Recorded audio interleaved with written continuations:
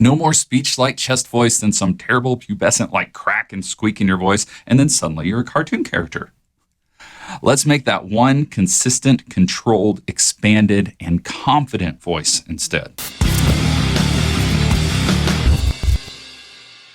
By the end of this video, you'll be well on your way to throwing off the limitations of your voice type and know exactly what to do to develop a consistent and effortless sound across your entire voice range. I'm Draven Gray with Rock Singing Lessons, and through my lessons and courses, I've helped thousands of students like you learn how to sing effortlessly and with confidence and with power and extend their range and with distortion. And I could go on. But before we dive in, be sure to subscribe and hit that notification button so you don't miss any of the amazing videos we have planned for you. So let me ask you this. What is the difference between classical and contemporary singing? Sound color? Yeah, okay. Yeah, sound color. But what's the main difference? Granted, I'm leading on a bit here. Like, there's a lot of differences that you could state. But you might remember that I mentioned vocal modes in the last video. That is the specific shape of the vocal tract and setup of the muscle structure that produces a certain sound. And combined with the acoustics, you have a very specific sound. Opera is a vocal mode, a specific shape of the vocal tract and muscle structure that neutral larynx, open throat, that produces an operatic sound.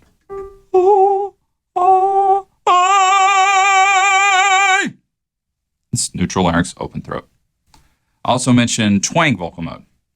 That is where there's a slight tilt in the larynx, the epiglottis, the flap that closes when you swallow. It comes down and narrows the vocal tract, like sticking your thumb in a water hose, and shoots out the sound. And it moves that sound and the resonance up to the middle to front of the soft palate, usually, and amplify certain frequencies. I talked about that last video.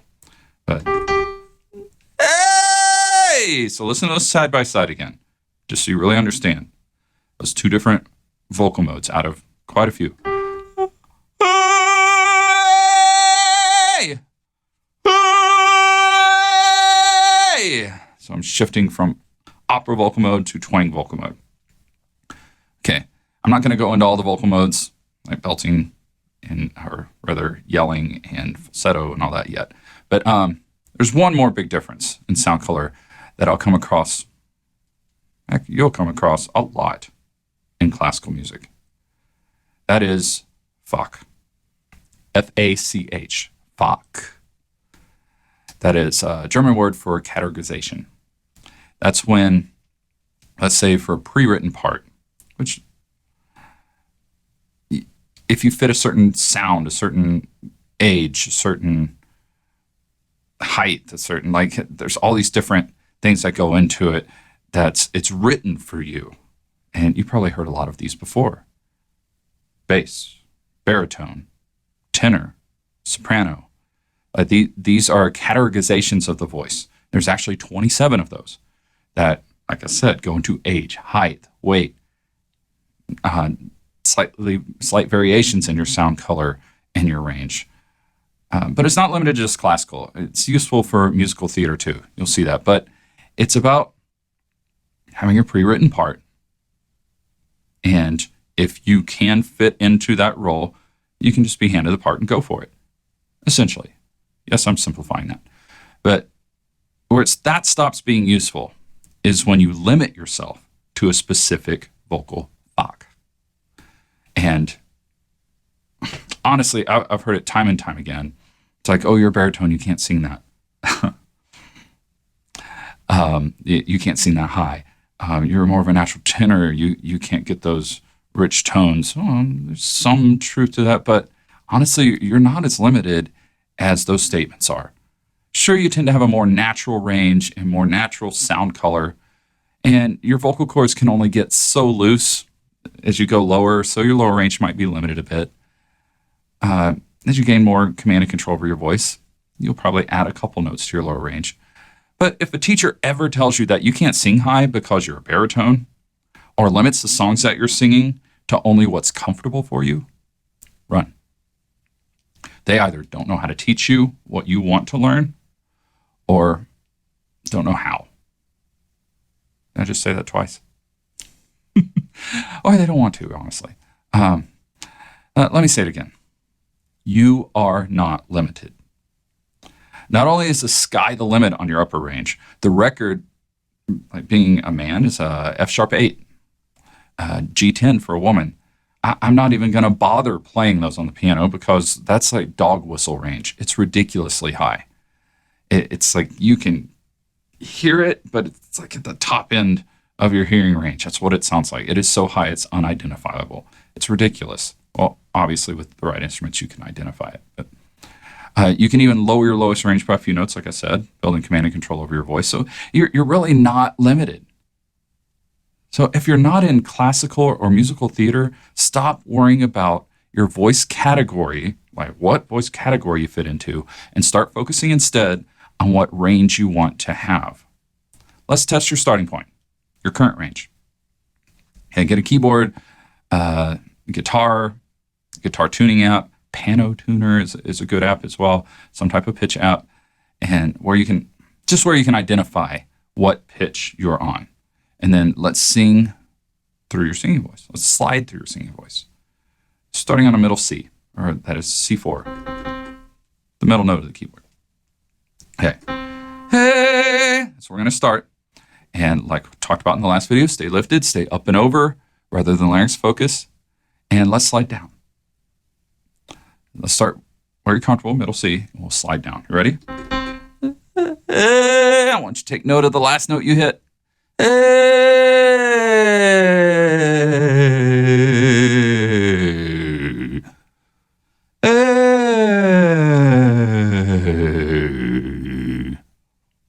guess I'm not fully warmed up today. Usually I can sing that really low note. But where did it start to fall apart for you? What was the last pitch before that? So if you're singing that,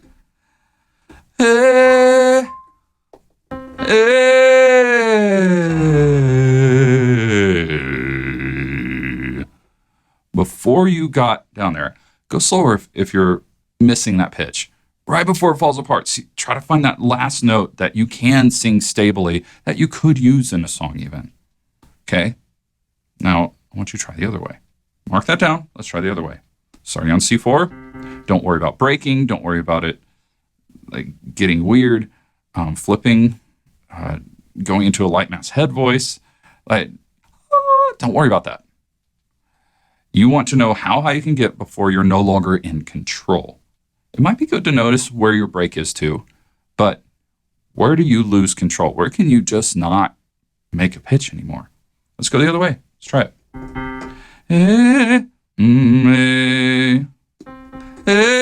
Middle C.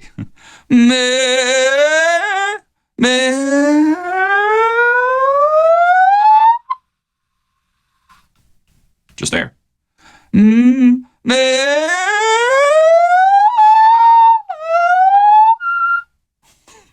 It starts to break apart after a certain point. And if you're not fully warmed up, which I guess I'm not today, could be the weather, could be what I ate, could be how I slept.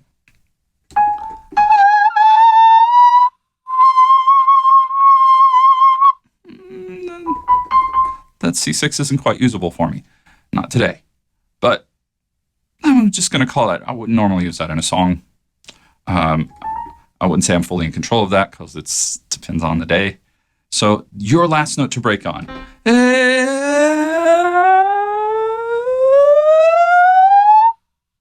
Where does that stop? Where do you lose control? Mark that down.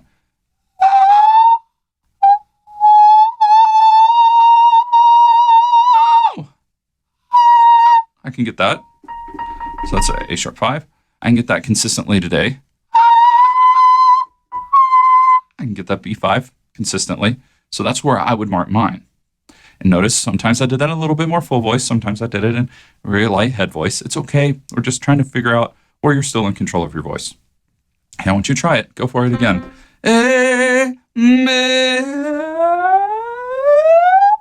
Where do you break up? go ahead and post your top pitch in the comments. If you feel stuck or limited, like if you get choked off or just turned to air, just comment on what top pitch you could still sing. Because I'm going to show you how to not only extend your range, but also keep it effortless and consistent. No more speech-like chest voice than some terrible pubescent-like crack and squeak in your voice, and then suddenly you're a cartoon character. Let's make that one consistent, controlled, expanded, and confident voice instead. In order to understand what's happening throughout your range, you want to understand voice registers. You can think of these as certain modes or ranges of the voice. The most common you hear about are chest voice and head voice. Chest voice being more, you speak in the chest voice range. It's, say that would probably for men be below the E4, so the E above middle C. Hey! Anything below that, it's likely going to be chest voice. Hey! And head voice register would be above that for men. For women, it's around the A4 where that switches. Hey! There's your chest voice. So going the other way, men. Let's go across that E4, C4 to G4. And chest voice, head voice. Hey! Pulling chest up into the head voice. Is this making sense? Like, so that natural break, if you sing lightly, that's chest voice and then head voice. Think of them more as a range at this point. For women up here, if you go, it'll probably flip right around there too, if you're singing really light. Okay. What that is in the chest voice, you have these muscles called the thyroid arytenoids or thyroid arytenoids that are responsible for thickening the vocal folds. So you have these two walls facing each other in the vocal folds, not two thin membranes, two walls that when the TAs that are outside of those flex, it thickens up the vocal folds. Okay? And it thickens it up. CT muscles are the other main muscle group. I say these words a lot, so it'll be good to know. So the CT cricothyroid muscles are responsible for pulling on these little bones in the back that stretch out your vocal cords and give you pitch. Head voice, or for women up here, is CT dominant. TA dominant in chest voice because the TAs are doing a lot of the work and causing a lot of that resonance because they're thicker. CT dominance in head voice because the TAs kind of let go. And now you're just using the CT muscles for pitch. Now, there are other registers too. Pulse register being below your chest voice.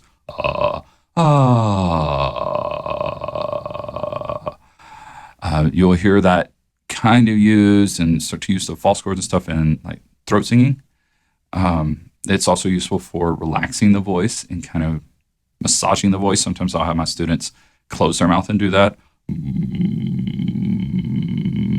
It's also the precursor to vocal distortion. And pulse register is useful, and if you can do that,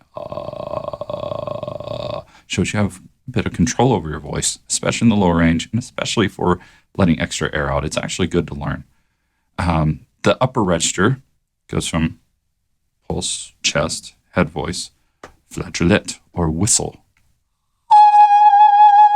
I'm no longer singing so much. It's like the vocal cords causing the sound in the same way as the rest of my voice registers. More, at least for chest and head, more that they're zipping up in a way that they whistle. I have this little opening that gives me a whistle from the glottis. The glottis being the opening of the vocal folds, the empty space. So I say glottis a lot too. So that glottal area, the glottis, is whistling. And what's awesome about that is it teaches you a lot of control, a lot of very fine motor skills up there. Let's go up an octave. Learning to do that gives you control over this very light compression on the top end and a whole lot of control on how you're compressing in the glottis. And it actually will kind of do half the work for you for your upper head voice range too. So you can start to mix that in.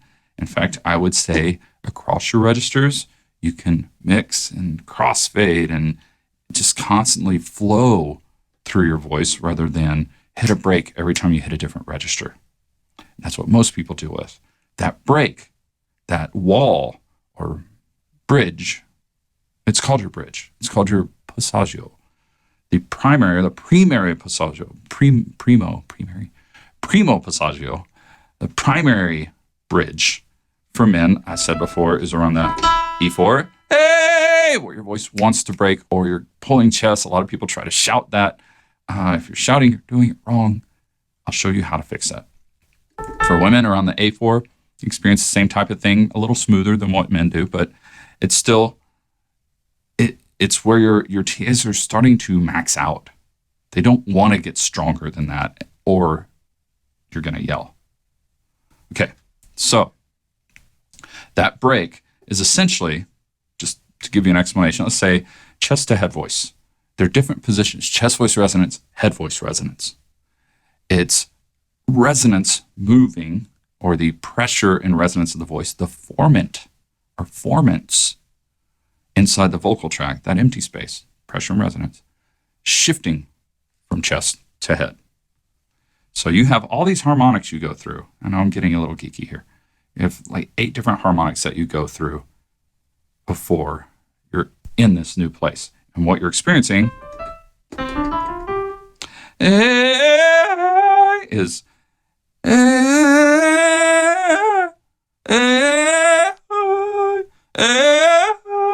it's like it's breaking versus smoothly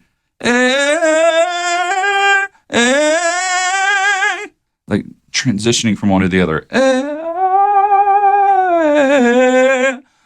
You want that smoothness, so you're not just breaking through all these harmonics into this totally new position all of a sudden. But it's both. That's what's cool about this. You have head voice and chest voice. Now there's more to this. I could go into that. Figure I wouldn't bore you in this video. It's in my course. But you go head voice, chest voice. It's not that the chest voice goes away. It's that it gets smaller and the head voice gets bigger. If I'm up here, if I just go pure head voice. You seeing that? Okay, it's like this head voice gets smaller and the chest voice resonance gets larger. That's the TAs coming on and getting thicker. You have a mixed voice as well. So mixed being more mixed resonance, or singing in head voice and adding back in the TAs so you get more chest resonance again, and you're balancing those out. You're mixing them differently. So I'm mixing in the chest voice musculature, the TAs, to get that chesty resonance while I'm in head voice. Okay, that's different than a belt. A belt is more a vocal mode. It's a shape and structure of the vocal tract and muscle groups that produce a particular sound for a belt. Okay, so belting would be if I push, for instance. This is really important because I don't want you yelling. So if I push, if I do yell, for men, if you're up here and you're yelling, hey, and you're really loud, you're putting your all into it, there's a shape you're creating from that. You're putting so much breath support into it, you're creating a very specific shape for that sound, a yell. Now that shape, it's more in the soft palate, more in the pharynx in the back, more coming from the larynx, dampening a little bit, and more compression moving forward. Hey! Heavy mass, I could create that same shape and go much lighter in how much support I'm putting into it. Hey! Now my mic's compressed. You might not have been able to tell the difference. Hey! And I might not have gotten it perfect, but it's very similar. You don't have to belt. You don't have to get super loud and put a ton into it. If you like that belt sound, you shape for it first, then support it. Again, I don't want you yelling as you cross your bridge. We want to mix the voice if you want that chesty resonance and not just pure head voice. Yeah, in fact, you have multiple bridges. Primo passaggio, the primary bridge for men, is the E4, right around there. And it could change day by day. Hey! For women, and, well, primary passaggio, women, A4. Hey! And I want to say for men, that's your second bridge. You're going to hit a brick wall again. The formants have to shift more towards head voice. For women, you won't feel that change quite as much there because it's your first bridge. And I would also say the third bridge around the D5, E5, around that area. For men, more the D5. Hey! For women, hey! And you start to use flageolets. You start to use that whistle voice a little bit. It starts to mix in to go above that. Okay, now cry vocal mode. Remember me talking about cry in the first video. Cry vocal mode plays a big role in singing with one consistent and controlled voice. Okay, that is, the lighter the mass, or the less support you put into it, and the higher the pitch, you're going to feel more of the glottal thinning of cry. So as you go up, it'll thin out more. As you go heavier in mass, or heavier in your support in your throttle, or lower in pitch, you're going to feel more of the top-down resonance of cry and compression, especially as you go heavier. Okay, I know that's great and all, but what about something, what about smoothing all of that out? What about bridging, connecting the voice? Something that bridges and connects your voice. Okay, before I get really into that, we talked about, or I've mentioned, pulling chest, where I'm just pulling that chest voice muscle up instead of mixing. Or there's another term called pulling head. I'm not allowing the T's to come back on. Not a great example, but what I just did is I moved my bridge. By pulling head down a little bit, I moved my bridge. I can bridge earlier than what my physical makeup is demanding that I do. So I'm not waiting until my T's are maxing out, kind of freaking out, want to let go. I'm not waiting until that. I'm easing off of them before that versus pulling them as high as I can, which is great for strength training, not necessarily the greatest for singing, and singing for a long time especially. So there's different levels of mix you could do with that. You could pull chest a bit, sure. Some people actually call that pulling chest, even though it's technically a mixed voice. So it depends on how you're hearing me in this. I don't want you to yell or push. That's the point I'm getting to. So you can also pay attention to how the voice naturally wants to move. So let me show you that. Pulling head. Let's start down here. Or women. See if you can stay in head voice. See if you can move that down. I imagine you do have that type of control. It might take you a couple of tries. Paying attention to how the voice wants to move. So I said it shifts formants. It shifts between chest voice and head voice. There's things that happen in that. You move the vowels. The that I'm singing. Now there's more in it. Now there's more in it. So it moves through this ooh and ah. We call that active vowel modification. If it's doing it naturally, that's passive vowel modification. You're modifying the vowels. There's more ooh and ah overtones as you go up. As you approach that second bridge, it's more overtones. Overtones. So if you can sing to ooh ah, me, that'll be a lot easier for you. Let's try it here, men. If that's not working, try it as an ah to an ma. You'll feel that naturally move. Women, let's go ahead and try that a little bit higher. You're back in this position. It's a darker shade of eh. If you can't do it that way, try ah to ma. I sound a little different because that's really high in my range, and I'm supposed to have more ah-ishness in my voice above that second bridge. For women, you're just crossing your first bridge. Okay, that's a pressure if you pay attention to it.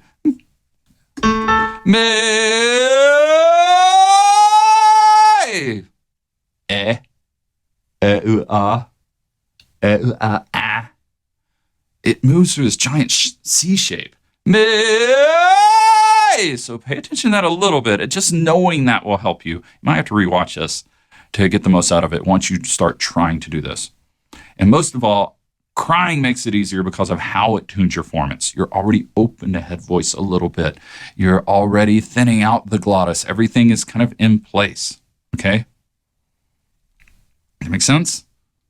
So the empty space, resonance, pressure of your voice is shifting, and cry helps you kind of open those up and move easily between them. To cry in your chest voice, to start with that. Makes it easier to connect through your bridge because it holds a head voice formant open for you and you just slide into place. Rather than singing in chest, where you're really right here, no cry. Suddenly shifting to head. Instead of doing that, you can slide or crossfade between the two using cry. So let me show you. The bridging exercise is more of, let's just try it. Just follow along with me. So for men, what I was just doing, let's go that, actually it might be a little high for you. Let's go a little lower. I want you to cry. Get that, remember that pulse or the whimper into the NG.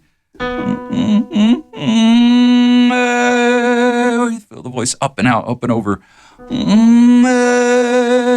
Start there. Let it lighten up. It's okay. Let it lighten up. Now let's expand on that. Let's go bigger. I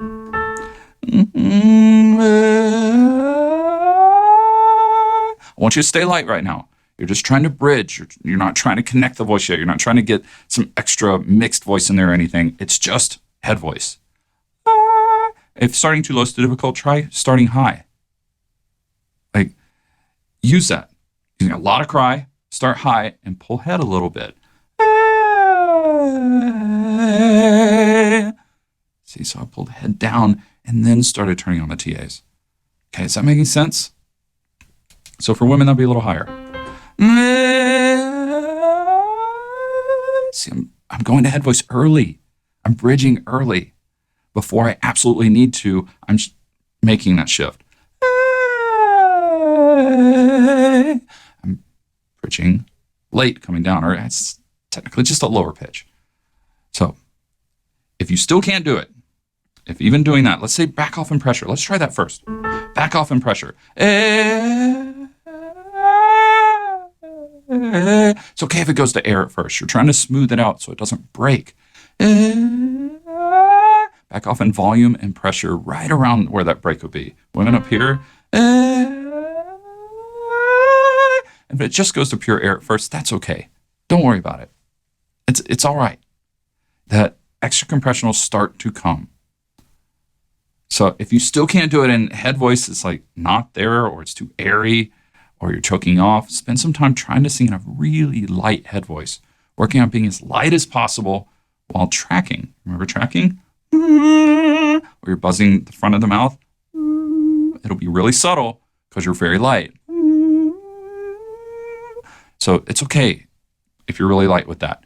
I just want you to start to get control over head voice so that you can start bridging the voice more easily. Okay, the buzzing of tracking. Like I said, very subtle. Staying light and trying to track will start building the light compression you need for singing in head voice. So if you're choking as you go up towards head voice, I want you to try to use pulse. Or get so light that your voice is crackling a bit. Try by singing on a comfortable note. If you're not sure what that feels like, let's try C4. Okay. Now I want you to back off. Keep using good placement. Keep that placement.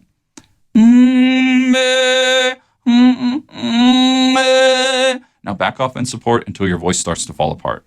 It's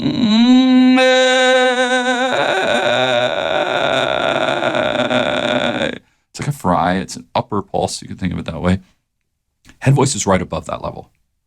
So if we try that.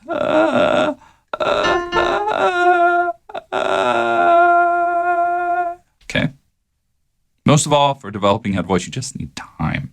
And the same applies for learning to bridge your voice. It takes time to develop those fine motor skills. It's like learning to write, where you can't even follow the lines at first, big, broad strokes. And eventually you can write so small that your teacher complains she can't read it with her glasses on. Anyway, if this has helped you, please like and share the video. Help us help more people. Get into those exercises. Get into them. Keep trying it. Keep building. And also, as I mentioned before, I teach for rock singing lessons where we show you how to find your own unique voice and customize your voice training routines specifically to your goals. Check out the link in the description, and I'll see you soon.